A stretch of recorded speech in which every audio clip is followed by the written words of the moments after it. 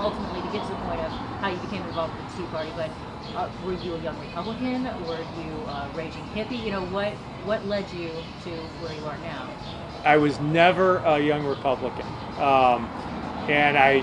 Going back to Buckley, where I got turned off from that, from the typical Republican Party stuff, was William F. Buckley once made a comment about, I believe, Lowell Weicker and John Lindsay, and you're going to have to bear with me a bit on this. John Lindsay was a very liberal Republican, so was Lowell Weicker.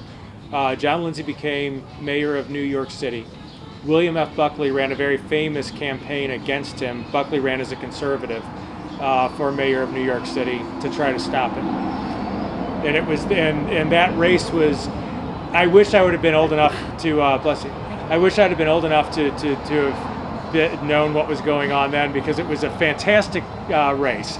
And in a press conference, this is why I love Buckley. In a press conference, a reporter asked him, "What will be your first act as mayor if you win the election?" And Buckley said, "Demand a recount."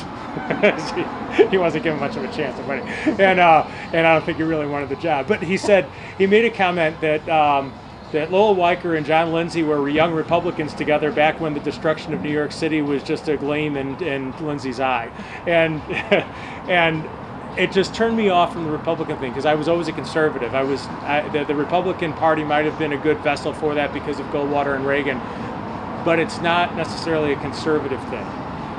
It doesn't really have a philosophical core. It's, both parties really are just shells, and we're hermit crabs who crawl in and animate the thing.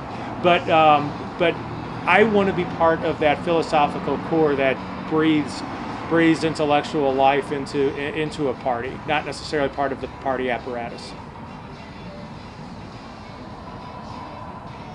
So you're going about your young adulthood trying to be a thoughtful individual and be true to your conservative aesthetic.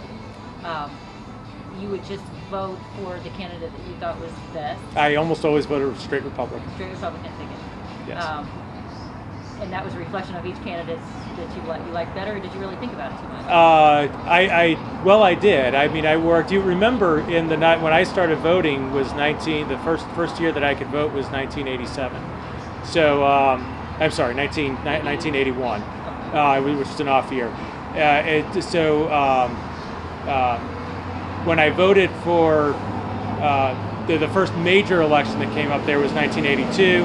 I campaigned for John Danforth, who was in a tight race in Missouri for re-election to the Senate against Harriet Woods, who I believe at the time was the lieutenant governor of the state.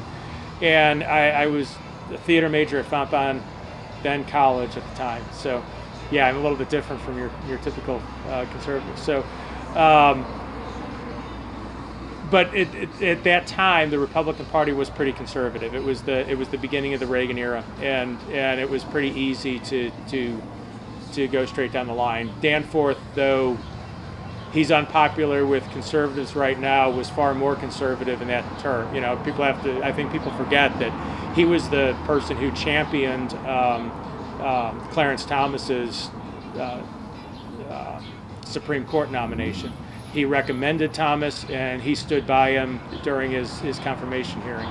So Danforth isn't the enemy of conservatism that a lot of people think he is, at least in my opinion. So that was the first big campaign that I worked on, then Reagan, and then years later, Jack Kemp. What made you want to become involved in politics on that level? I wanted to make a difference.